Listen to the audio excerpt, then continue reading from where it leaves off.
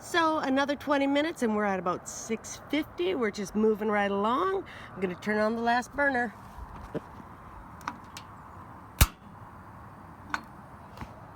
And I'm gonna check, see if it's still there. Woohoo, score. Next move, we'll be putting it down onto the low grate. So in the meantime, while we're waiting for all of this to heat up, I am going over to our little fire pit. And if you don't have a fire pit, that's no big deal. Just find a place in the yard where nobody's going to get mad about it. This would be something that you could do just with the fire pit, but you absolutely want to start the piece on the outside edge, right, not in the fire, and then gradually, probably every 20 minutes like we did with the barbecue grill, move it in, 6 inches, move it in 6 inches so that it doesn't just get exposed to the heat and the flame immediately. You want to kind of sneak up on it, let the body of the piece heat before it's exposed to direct flame. So good idea to start a little fire in your yard. It's a really nice thing to do in the evenings, especially because you can roast marshmallows while you're doing it, and it's lovely. And don't invite any friends over though, because got to keep your distance, folks. All right, see you later. Bye. Ooh, we're in good shape here, folks. 700 degrees. Now I'm going to move this to the bottom shelf. Woo! Hot, hot. Got my tongs, and we're putting it right into the thick of it. So we have made it that far, and my fire over here is getting nice and ready. And so what I'm going to do, like I said, I'm going to bring the piece over here after about 20 minutes, and I'm going to, oops, I put my finger over the microphone. I'm going to bring the piece over here, I'm going to rest it on the side, and then as soon as I get the foil off, I'm going to pop it into that flame, and then use some bricks to cover it.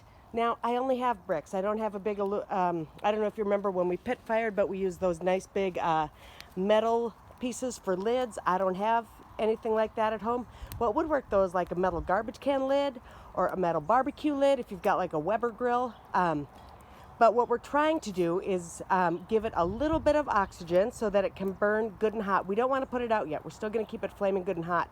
And we need to raise the temperature. We're at 700 degrees from the grill. In order to actually bisque, we have to get up over 1200. Closer to 1400 is a better, stronger pot. We'll see what we can do. And we will know because we will take that piece when we're done and we will dunk it in water and see if it's for real. All right, see you guys in a bit. All right, I'm going in. I'm going in. All right, and I'm going to take this bad boy over here to the fire. Going to grab a towel on the way. Sorry guys, I only have 2 hands. And I'm going to put this on the edge of the fire pit. I'm going to, how am I going to let you see this? Yeah, okay. All right, so I've got a towel, right, so that I can touch this thing. I'm going to pull the foil off because I want to get some blackware action happening here. Oh, look, I already got some nice blackware action happening here. Nice. Okay, oh, look at that. No cracks. Woo-woo. Check it out. Oops. Oops.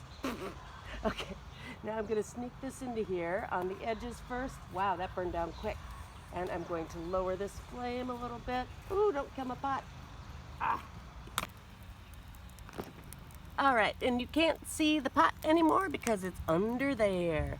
So I've got some more fuel to burn through here. I'm gonna let that get good and hot in the embers. We're looking for red heat underneath, and then I will stack up some bricks and try to close it off, and then we will just see what happens this evening, because it will cool faster than like our pit kilns at school on account of not as dense, no sawdust, and we don't have fire bricks that hold the heat in. So but again, remember, this clay has about 50% grog in it. A lot of you said that the clay was very, very gritty when you were working with it. That's going to work in your favor.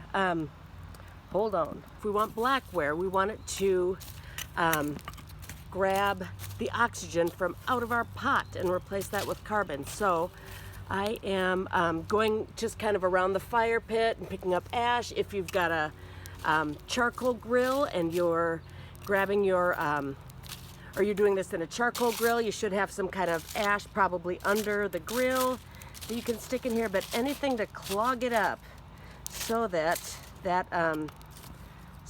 the fire is looking for oxygen and that it finds it in your pots. That's the goal.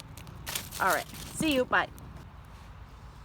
All right, so I didn't have enough bricks to make that work real well, but I grabbed the top of our little Weber. This is just a little baby one, and you can see that it's working, right? All that smoke is coming out. That means that flame wants to burn. It's looking for that oxygen. Okay, so here I can see a little, see that little opening down there? Yeah, that's not good. We gotta clog that up. So I'm gonna find some rocks or pebbles or something to stuff it all up. So anyway, hope you guys are having fun doing this. Bye. Alrighty, so we got the burn is done, and we are finding our little pot. Hi, look at that, no cracks, no breakage, all is well in Pottery World. Okay, I'm gonna wait till this cools, and then I'm gonna show you how to find out if you got it fired hot enough. Okay, bye. All right, well, I got this little guy, got it in, and here's the nice thing is that it sounds a lot like bisque, right? Oops. I mean, granted, that's a spoon,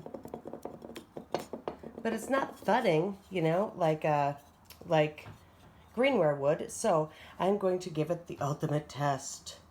Gonna put it in the water, right? Remember, if it dissolves at all or weakens, then we haven't gotten the temperature up as much as we need to. So I'm going to give this a scrub. I'm going to put it outside to dry it, and I think, ladies and gentlemen, we have success.